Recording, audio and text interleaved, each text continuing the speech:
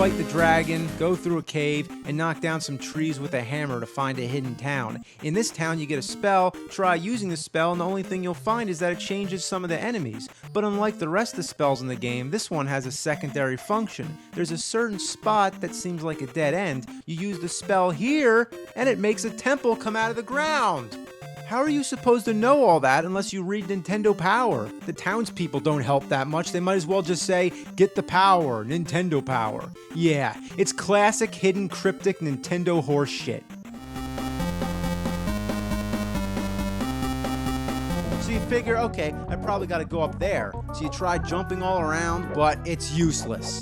You try every possible combination of buttons till you find that select shoots this wire out of your crotch. To shoot up, you press select and up in a very specific way. You have to press select slightly before you press jump. If you do it correctly, it shoots the grappling hook straight up in the air. And just when you thought you had the controls all figured out, you come to this part where you need to jump down. Well, anyway, you try every combination imaginable, and guess what? It's down and R. And sometimes there isn't even a hole to tell you where you're able to do that. Why is everything so cryptic? Look, this is fucked beyond belief! It's like the controls in this game are like something you do for a cheat code, not a basic move that you have to do in order to play the game. Why'd they program it in such an asinine, ball-brained, cockamamie, ridiculous fashion? It's like, geez, there's 4 buttons right in the front of the controller. Look, that's not enough to work with. Instead, they have to like program it like all into like weird kind of crazy button combinations and shit. So I think I covered most of the real famous Jaguar games, so now let's look at something more obscure.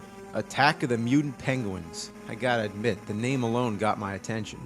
But what the hell's going on?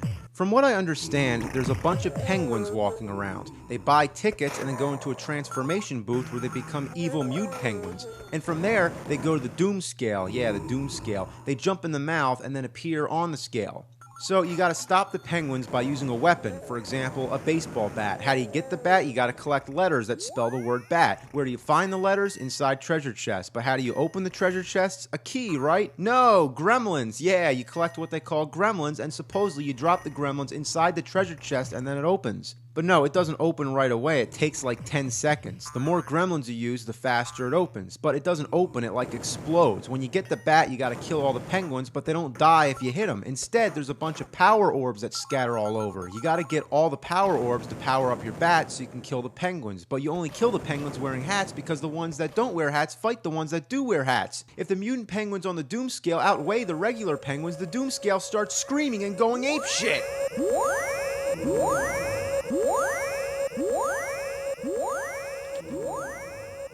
This is the weirdest game I've ever played. I mean, it's not bad if you're drunk or high or something, but how do they come up with this shit? I got it. I could come up with a game like this. How about you're a shark and you gotta shake palm trees till trains fall down, and you put the trains in an apple, and then turkeys come and eat the apples, and then the turkeys go up waterfalls, and to get them down, you have to collect monkey butts. So you drop the monkey butts on power lines, and then...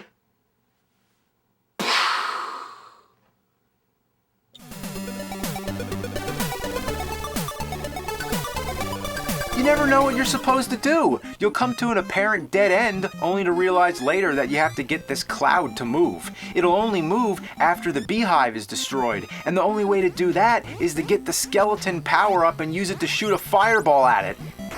That's the kind of shit that would never make sense in any other context. Say that to someone in a sentence. To get a cloud to move, I had to get a skeleton to shoot a fireball at a beehive. Raiders of the Lost Ark on Atari 2600. You'd have to know how to use the grenade. You can't drop it like we did with the bag of gold. You gotta use the right controller. Otherwise, the bomb just goes away and nothing happens. Where do you go?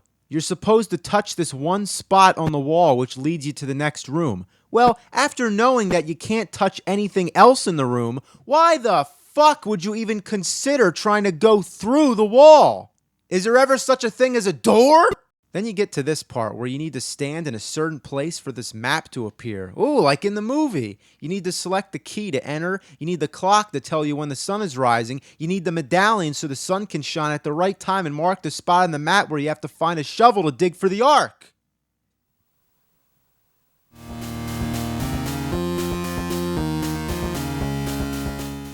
Next came Back to the Future 2 and 3.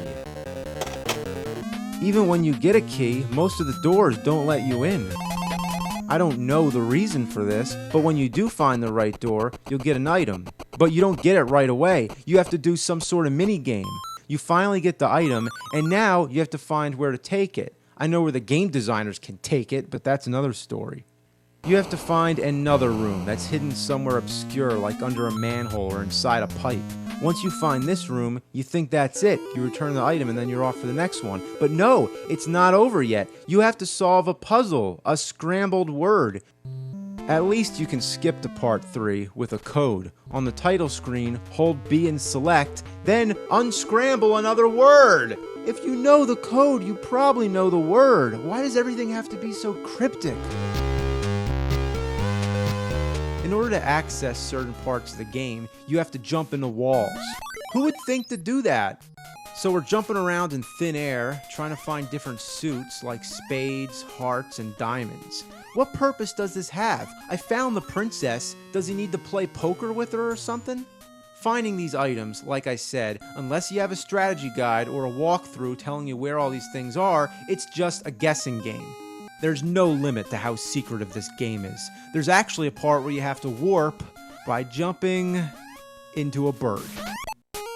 You saw that, right? I'm not making that up. There's a warp zone hidden in a bird. You just have to assume to go back to the beginning of the game. But you're not supposed to go back to the exact start point. That would be a little too easy to guess. So how about this? You fall off a random platform, the screen starts to glitch, and then you win. And that's it. Nothing is in plain sight. But the real annoying part, you can't tell which stones can be broken and which ones can't. In a good game like Zelda, there's always a crack in the wall, giving you indication that there's something there. But in a bad game like this, you have no choice but to just blindly shoot bubbles at everything you see. There's no thought process. You're just blasting away blocks. The same way the game's blasting away all your fucking brain cells.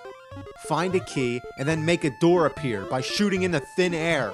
So, you use the key to go in the door, and after all that trouble, where does it lead you? Back out the same door you came in. So, the whole point of that first door is a complete waste of fucking time. So that's when you need the power. Nintendo power. It's like you want to know how to beat the game? Well, you gotta buy our magazine, you dumb little shits. This is the classified information section. Usually this is all about cheats. Golgo 13, Stage Select, Spy Hunter, Start with all weapons, Wizards and Warriors, Bypass the Wizard, Mario 2, Shortcuts to Birdo, Milon's Secret Castle, Getting Started. That's not a cheat. That's just how to play the fucking game. The basic rules of the game needed Nintendo power. That is some fuck.